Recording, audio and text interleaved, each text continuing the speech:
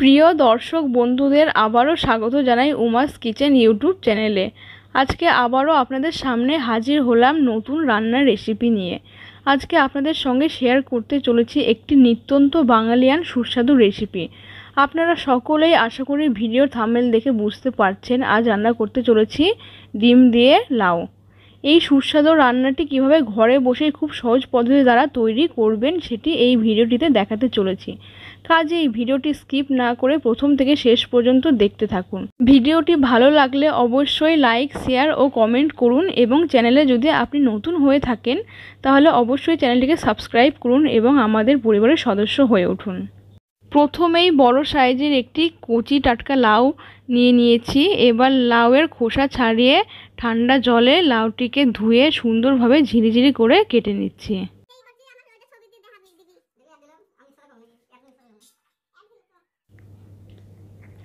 এবার লাউটা ঝিরিঝিরি করে কাটা কমপ্লিট হয়ে গেছে।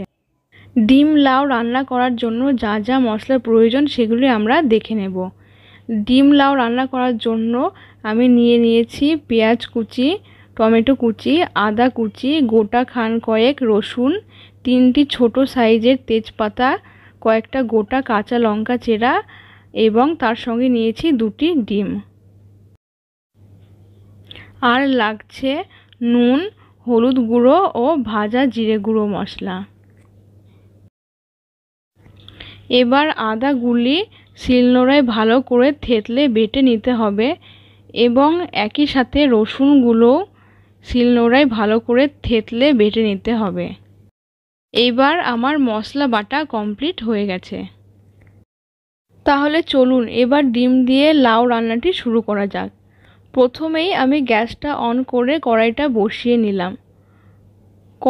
কড়াইটা গরম হয়ে এসছে। এবার পরিমাণ মতো সর্ষের তেল দিয়ে দিলাম। সর্ষের তেলটা গরম হয়ে এসছে। এবার গরম তেলে তেজপাতা ও গোটা জিরে ফোড়ন দিলাম। ফোড়নটা লাল হয়ে গেলে এবার পেঁয়াজ কুচি দিয়ে দেব। পেঁয়াজগুলিকে হালকা লাল করে ভেজে নিয়ে তার মধ্যে টমেটো কুচি ও গোটা কাঁচা লঙ্কা চেরাটা দিয়ে দিলাম।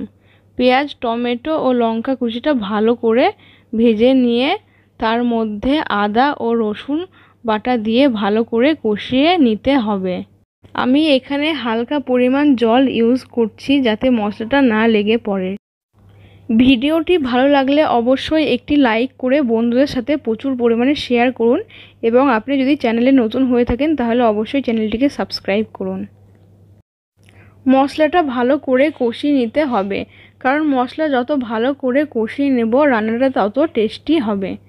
এবার মশলাটা সরিয়ে নিয়ে তেল দিয়ে গরম তেলের উপর ডিম দুটো ফাটিয়ে দিয়ে দেব। এবার ডিম দিয়ে মশলাটি আবারও ভালো করে কষিয়ে নিতে হবে। মশলাটি ভালো করে কষানোর পর এবার কুচি করা লাউগুলো দিয়ে দেব।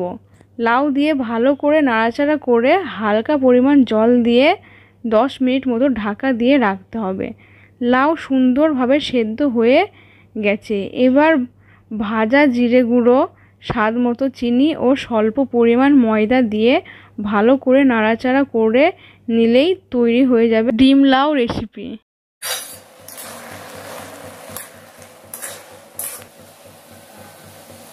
এই ধরনের আরও নিত্য নতুন বাঙালিয়ান স্বাদের খাবারের রেসিপি জানতে এবং অন্যান্য রান্নার ভিডিও পেতে এক্ষুনি উমাস কিচেন ইউটিউব চ্যানেলটিকে সাবস্ক্রাইব করুন এবং আমাদের পাশে থাকুন। ভিডিওটি ধৈর্য সহকারে দেখার জন্য আমি কৃতজ্ঞ জানাই। দেখা হচ্ছে পরের ভিডিওতে। ধন্যবাদ।